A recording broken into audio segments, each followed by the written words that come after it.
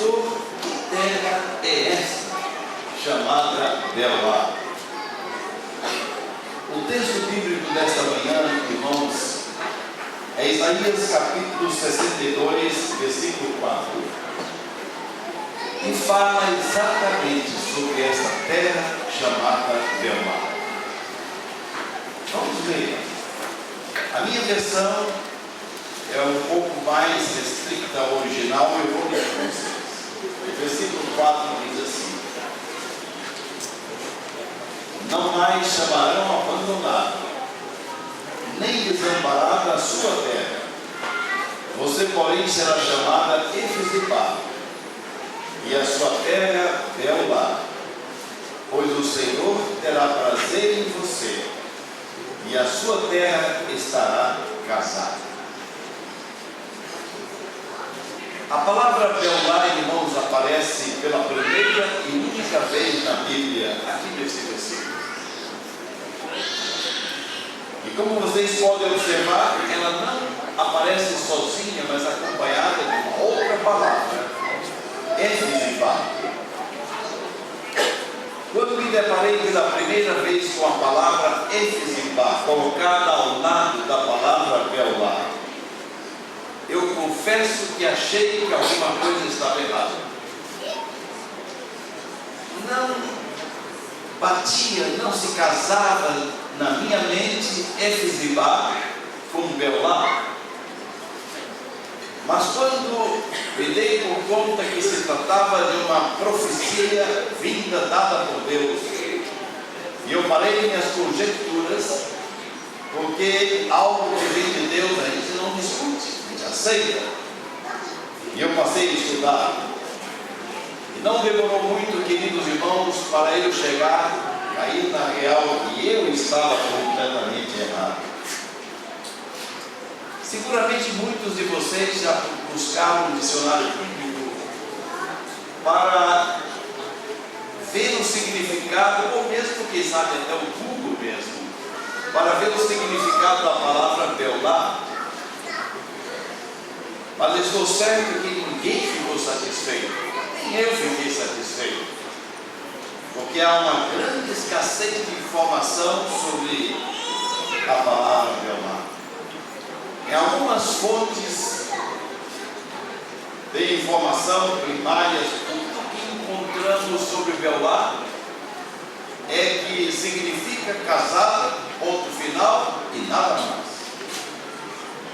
Mas quando a gente vamos ler Isaías capítulo 62, versículos de 1 até 4, ou seja, o texto desta manhã e o contexto imediato, a gente se depara com algumas revelações maravilhosas, não somente sobre Beolá, como também sobre Efesibá. A primeira delas poderia, num processo enumerando, eu diria que os nomes Beolá e Efesibá estão inseridos no contexto de uma das mais lindas profecias do reino do Velho Testamento, pronunciadas pelo profeta Isaías. Segundo, que Efesibá e Beolá são símbolos que se complementam mutuamente. Terceiro, que Efesibá e Beolá são símbolos suscitados por Deus, usados por Deus, para personificar Jerusalém e o Monte de Sião, respectivamente. E finalmente, quarto, que se trata de uma profecia escatológica, ou seja, que tem seu cumprimento em duas fases, centralizada nos dois adventos de Cristo Jesus a este mundo. Mas antes da gente lidar com a profecia, quem sabe seria interessante se nos demorarmos um pouquinho mais sobre Efesibá. Quem era Efesibá? Efesibá aparece na Bíblia duas vezes apenas. A primeira vez em 2 Reis, capítulo 21, versículo 1. E a segunda vez aqui em Isaías, capítulo 62, versículo 4. Em 2 Reis, capítulo 21, versículo 1, nós temos uma informação realmente extraordinária a respeito de Efesibá, bem significativa. E eu convido a vocês para lerem comigo 2 Reis, capítulo 21, versículo 1. E lá nós vemos o seguinte: Manassés tinha 12 anos de idade quando começou a reinar, e reinou 55 anos em Jerusalém. O nome da sua mãe era Efesibá. O nome da sua mãe era Efesibá. E eu confesso aos irmãos que aqui nesse texto, Efesibá está identificada com Manassés, como a mãe de Manassés, e consequentemente como a esposa de Ezequias. E outro fato significativo que nós encontramos aqui é que quase sempre que o nome da mãe consta nos registros biográficos de um monarca ou de um rei, é porque ela teve uma influência muito forte na vida desse rei e também no seu reinado. E é exatamente aqui que está o meu grande problema, ou que estava o meu grande problema. Que influência essa mulher teve sobre a vida de Manassés, um rei tão mau quanto ele? Irmãos, Manassés foi muito mau. Manassés foi o pior dos reis de Israel. Manassés foi um rei que se levantou contra Deus, e ele fazia tudo que Deus reprovava, pura e simplesmente pelo prazer de desafiar a Deus. Manassés, irmãos, praticou todas as abominações que as nações pagãs que habitavam em Canaã, que Deus havia expulsado, ele praticou, e alguma coisa mais ainda. Manassés adorou todo o exército do céu, menos a Deus. Adorou as constelações, as estrelas, os planetas, tudo, enfim, menos a Deus, Criador dos céus e da terra. Manassés buscou refúgio em encantamentos, em espíritos maus, em adivinhos, em feiticeiros, menos do Senhor. Manassés derramou muito sangue inocente e alcançou o clímax da maldade ao apresentar seu próprio filho, ao sacrificar, fazer passar seu próprio filho no fogo, no ritual de adoração ao Deus da morte. A pergunta-chave volta a ser: que papel desempenhou Efesibá na vida de Manassés? Como eu cheguei a conclusões precipitadas, permitam-me responder: nenhum papel, nenhuma influência. E sabem por quê, queridos irmãos? É muito simples. Efesibá foi deixada completamente de lado por Manassés. Segundo a tradição bíblica, a tradição judaica, digo melhor, Efesibá era filha do profeta Isaías, que por sua vez foi o guia espiritual do rei Ezequias. Seguramente Efesibá foi uma mulher que ao lado do seu pai, muito ajudou a Ezequias a confiar no Senhor em momentos difíceis durante o seu reinado. Naquele dos assírios rodeando, cercando Jerusalém, com muitos, milhares de soldados, Ezequias totalmente batido. E Isaías dizia: não, o Senhor vai ser contigo. E Ezequias confiou no Senhor, e o Senhor lhe deu a vitória. Efesibá, irmãos, significa o meu prazer estar nela. Eu quero dizer aos irmãos nesta manhã que o significado deste nome correspondia em tudo à beleza de caráter, e de vida desta mulher chamada Efesibá. Mas como o senhor sabe, pastor, onde está na Bíblia que a vida dessa mulher correspondia ao significado do seu nome? É muito simples. Eu dizia que na mesma ocasião que Deus tomou Beulah para simbolizar o lugar da sua habitação, ou seja, o monte de Sião, Deus tomou também Efesibá para simbolizar ou personificar a cidade amada, chamada Jerusalém. Dois símbolos usados por Deus, com objetivos extraordinários, maravilhosos, para marcar e que marcarão o povo de Deus pela eternidade.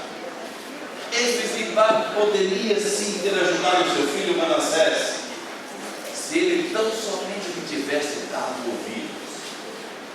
Mas como diz o versículo 4, Efesibá foi uma mãe desamparada. O filho Manassés desamparou a sua própria mãe. E aqui, queridos irmãos, quero abrir um parêntese para falar a você, mãe que criou, você pai, você mãe que criou seu filho nos caminhos do Senhor. Porque a uma certa altura ele, tomando decisão própria, voltou as costas contra Deus. E por mais que você esteja lutando com ele, não quer ouvir. E alguns até já desampararam o pai, já desampararam a mãe, por causa dos sermões, por causa das falas, querendo de volta para os caminhos do Senhor.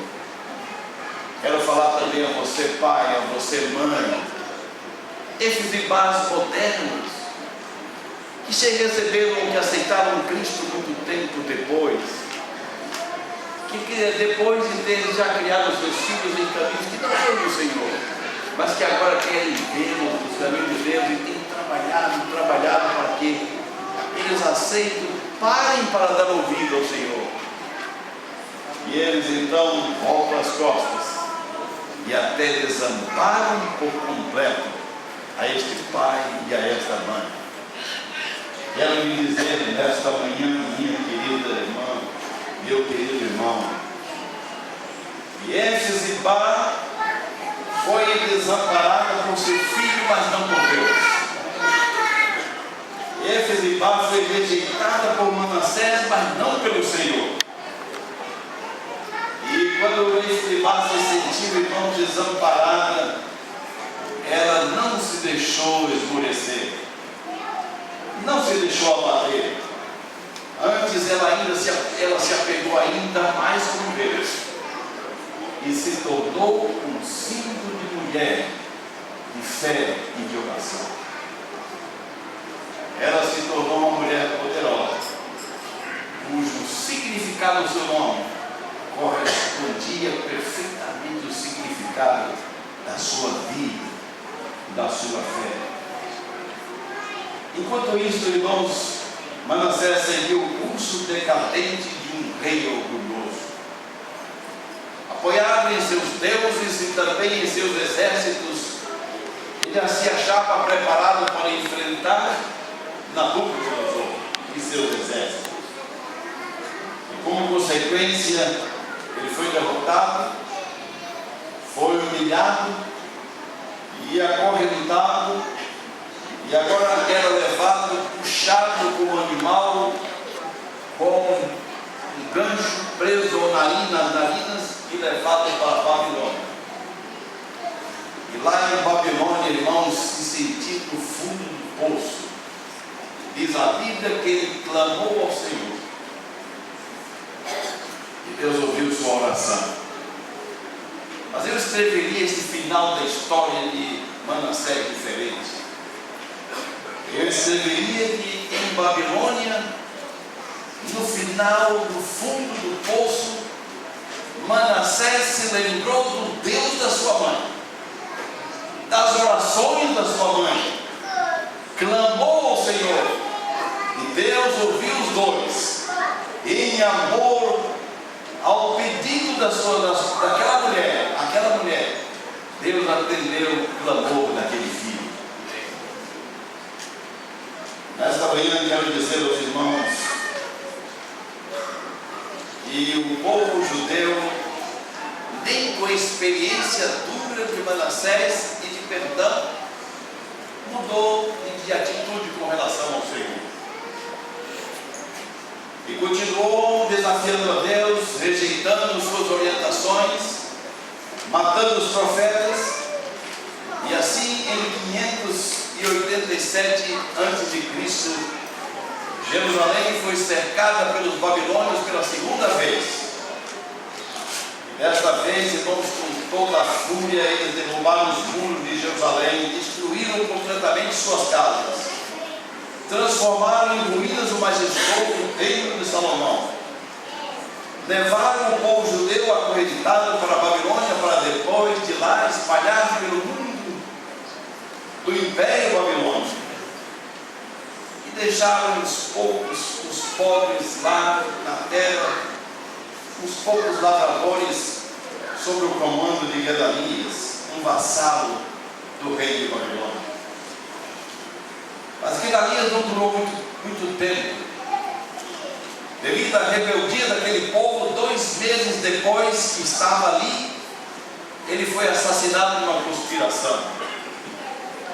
E aquele povo, com medo agora de represália de Babilônia, fugiu para o Egito, deixando Jerusalém desamparada, deixando as terras de Sião completamente desoladas.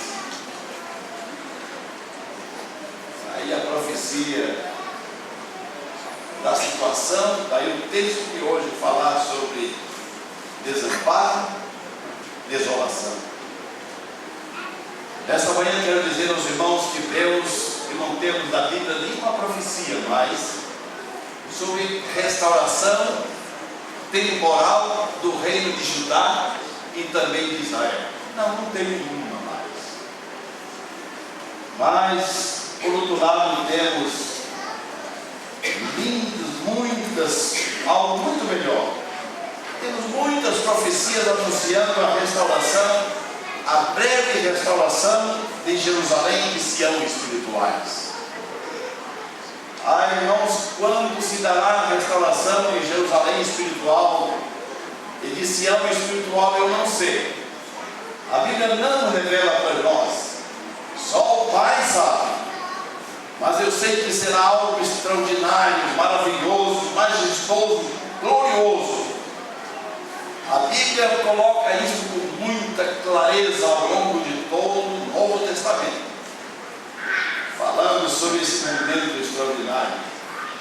Será algo que vai envolver o universo inteiro, toda a humanidade, pois trata-se da restauração de todas as coisas e do estabelecimento final do reino de Deus aqui na terra.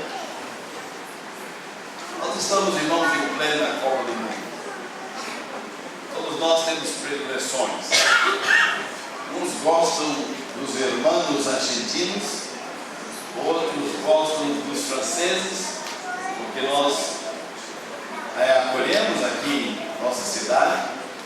Outros gostam dos alemães e outros são bem nacionalistas, gostam do Brasil. Temos predileções. Em coisas, e tanto no mundo sagrado também, nós temos predileções para as coisas sagradas. Gosto de toda a Bíblia, mas confesso que tenho predileções por 2 livros do Velho Testamento. Um dele é Salmos e outro é Isaías.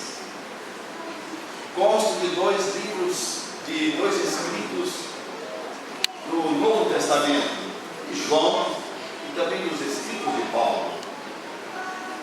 Isaías, irmãos, é conhecido como um profeta messiânico. Seu nome significa o Senhor é salvação, ou Jeová é salvação. Tudo no livro de Isaías fala de salvação, fala de Salvador, fala também de restauração. Muitos estudiosos, irmãos, consideram o livro de Isaías como uma miniatura da Bíblia. Uma vez que a Bíblia tem 66 livros, e Isaías 66 capítulos, Uma vez que a Bíblia está dividida em duas partes, sendo que a primeira tem 39 livros e a segunda 27, e o livro de Isaías também está dividido em duas partes. A primeira parte tem 39 livros, capítulos, e a segunda tem 27 capítulos. A primeira parte da Bíblia, irmãos, é composta de instruções divinas, revelações, plano da salvação, revelações especiais, exortações, digo melhor, e registros sobre o juízo de Deus. E a segunda parte fala sobre o Salvador, sua missão, plano da salvação e o regresso de Cristo para a restauração de todas as coisas. Algo semelhante ocorre no livro de Isaías. A primeira parte traz exortações, revelações especiais, registros sobre o juízo de Deus. E a segunda fala sobre a vinda do Messias, seu ministério, restauração de todas as coisas. O interessante é que a mudança da primeira parte para a segunda no livro de Isaías se dá de forma abrupta. O profeta simplesmente, no primeiro versículo do capítulo 40, passa a mensagem andando pelo povo dizendo: consolai, consolai o meu povo, diz o Senhor.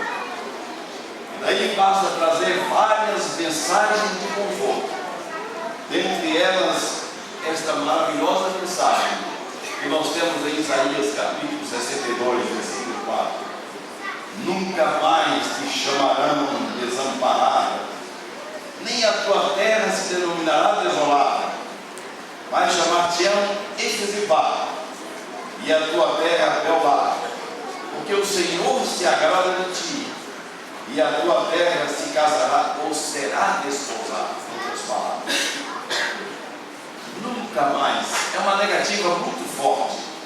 É nunca mais mesmo. Nunca mais te chamarão de terra desolada. Sabem por quê? Porque Deus ama seu povo. Deus, o seu prazer está no seu povo. E por isso o Senhor vai habitar no meio do seu povo. Aqui, queridos irmãos, a palavra desamparada está em paralelo com a palavra Jerusalém do versículo 1. E a palavra desolada está em paralelo com Sião do versículo também 1. Desse texto, Jerusalém é símbolo do povo de Deus. Nós dizemos que Babilônia é símbolo do povo inimigo de Deus. E Jerusalém é símbolo aqui vivo do povo de Deus. E também Sião é símbolo do reino de Deus, ou do lugar de habitação do Senhor, ou do trono do próprio Deus. Sim, Deus, irmãos, habita no meio do seu povo, porque Deus tem prazer nele. Deus ama o seu povo. Deus se alegra com o seu povo, porque é um povo de fé, um povo que confia nele, um povo que descansa plenamente no Senhor. Em Isaías 62:4, o profeta apresenta Jerusalém e Sião envergonhados. Envergonhados porque as nações vizinhas, nações pagãs de Babilônia, chamam Jerusalém de desamparada e Sião de desolada. Deus então se levanta, irmãos, em defesa de Jerusalém, em defesa de Sião, e diz: estão desamparados, estão desolados, parecem desolados, mas não para sempre, não permanecerão assim para sempre. Eu haverei de eliminar a vergonha, vindo habitar no meio do meu povo, vindo restaurar a glória do meu povo. Nunca mais permitirei que ela seja chamada desamparada, nem a terra de Sião desolada. Então faz a promessa extraordinária: mas chamar-te-ão Efesibá, e a tua terra Beolá, porque o Senhor se agrada de ti, e o Senhor habitará no meio de ti. casará contigo, firmará concerto contigo, estará para sempre contigo, Ele habitará no meio de ti, para nunca mais ver o seu povo desgarrado andando pela face da terra como ovelhas sem pastor. Como disse a princípio, queridos irmãos, esta profecia se cumprirá em duas fases, centralizada nos dois adventos de Cristo. A primeira fase da profecia já se cumpriu com a vinda do nosso Senhor Jesus na terra. Naquela ocasião, o irmão Jesus trouxe até nós o reino dos céus, Ele expandiu as fronteiras do reino dos céus e abriu as portas do reino para que todos pudessem entrar. Porque Deus o quê? Amou o mundo de quê? De tal maneira que Deus deu o Filho unigênito, para que todo aquele que nele crê não que pereça, mas tenha. As portas do reino foram abertas para todo aquele que nele crê, para que não pereça, mas tenha a vida eterna, que se trata de eternidade. Irmãos, como os discípulos de João testemunharam aqueles dias de Jesus aqui na terra, a presença do reino de Deus entre nós, personificada em Jesus, foram dias maravilhosos. E os seus discípulos de João disseram: os cegos veem, os coxos andam, os leprosos são purificados, os surdos ouvem, os mortos são ressuscitados, e aos pobres é anunciado o reino dos céus. Isso, a vergonha, a minha glória estará novamente no meio do meu povo. A segunda fase, irmãos, se cumprirá com a volta do Senhor e Salvador Jesus. E esse momento será também glorioso, ou mais glorioso ainda, mais majestoso ainda, ímpar. Os anjos do céu acompanharão a Cristo. Ele não virá mais como uma criança na manjedoura, não andará mais entre nós como um simples Emanuel, mas ele virá em glória e majestade, com objetivos muito bem definidos. Virá para por fim a história do pecado na face da terra. Ele virá, irmãos, como nos diz o versículo 2 de Isaías 62, ele virá para que as nações vejam a justiça de Deus e os reis da terra a glória de Sião. Cristo, irmãos, virá para dar a Jerusalém e a Sião novos nomes, Efesibá e Beolá. Mais do que isso, virá para dar ao seu povo em quem ele tem prazer, o privilégio de habitar no meio deste povo, habitar no meio do seu povo. Irmãos, em João capítulo 14, versículo de 1 a 3, tem uma promessa muito linda. Eu gosto de toda ela, mas o versículo 3 tem um ponto que eu gosto demais, e eu acho que vocês também já conhecem bastante. O versículo 3 diz assim: virei outra vez e o quê? E vos levarei para mim. Parece que nós temos muita ansiedade com relação à vida de Jesus. A alegria nossa será indescritível, é certo. Lá no livro de Isaías fala: eis o nosso Deus aqui aguardado. Parece que a alegria é nossa, mas aqui fala da alegria de Deus em receber a gente. E ele fala assim: para que onde eu estiver estejais o quê? Vós também. Nunca mais vai nos separar, vai se separar de nós. O prazer de Deus está em você. Deus ama você, meu irmão. Deus quer ter você para sempre com Ele, pelos séculos dos séculos. Em Apocalipse 21, versículo 1, o apóstolo João diz: vi novos céus e nova terra, vi nova Jerusalém e Sião restaurados, pois o primeiro céu e a primeira terra, a Jerusalém desamparada e Sião desolada, já passaram, e o mar, ou a separação, já não existe mais.